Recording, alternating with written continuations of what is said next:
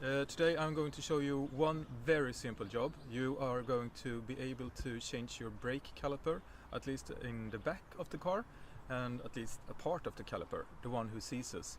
The Seat is known for seizing its brake calipers on the back, and it's also usually you can see it first by the handbrake not releasing properly, and that's because the caliper is starting to seize, and then you basically have to buy a new one. And this is how it looks. I will put on my gloves because it's rather dirty, of course, since it's been sitting on the car for about, I don't know, 7, 10, 15 years, something, a long time. So this is how it looks.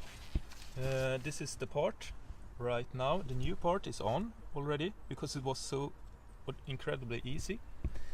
So this is how it's mounted, and this is the back side of it. Here, I will show this later, it goes a small little steel wire that is attached here, and this is the handbrake cable, and you just need a flat-headed screwdriver to plop it up and release it, and that's the way you get it off. And you will also need a 13mm, see if we can see that, 13mm socket. You have 2 screws holding the brake caliper in place, so that's rather easy as well. But you also will need a second, so you need 2 13mm sockets, or because on the inside here is another screw that you will need to hold with a regular 13mm socket, or not a socket, you need a I don't know the name even but you will need a fast tool and a fast hand. No, you don't, you just need a steady hand, and 13mm here and 13mm there, and then the second screw is attached here, and that's it.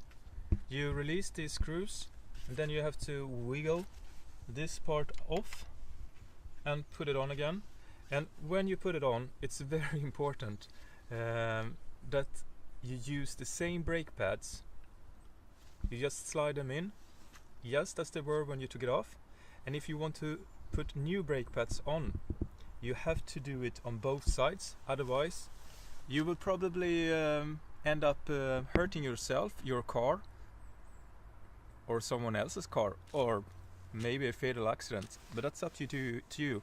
But definitely change both brake pads on both sides at the same time, or use the old ones. There's also one more important thing, and this is, as you can see, this is shiny area. This is where you release and remove the brake line, and the brake line of course contains brake fluid, and you bleed it by releasing this little valve here and putting on a plastic tube or something. Okay, we will wait until the home care guy turns off his car and music. So you screw this lightly, not completely off, and then you can bleed it. But first you will have to remove this and attach it to the new brake caliper.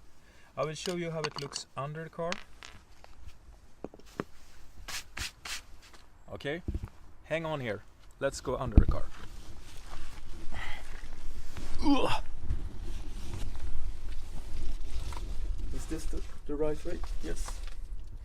So this is how it looks now. Now you can see the handbrake cable here. It's quite easy to see, and it's supposed to be an upwards place. If it's not, you will have to adjust the cable, and probably you won't have to do that, because if it's correctly adjusted from the start, it will be correctly adjusted once you are finished.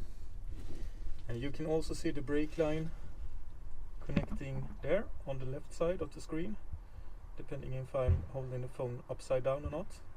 So that actually concludes my video on how easy it is to actually remove the brake caliper in the rear on your Seat by yourself. different brands have different brake calipers and it looks different, but this one was extremely easy. We did it for the first time also. We're not mechanics. We did it I think around 10-15 minutes we were done, and we also bled the brakes as well. If you're unsure about how to bleed the brakes, please check out another video or turn it into a professional. You don't want to play around with this, because if you can't brake properly you can hurt yourself or someone else. So that's your responsibility. Mine is over. I showed you how to change it. Over and out.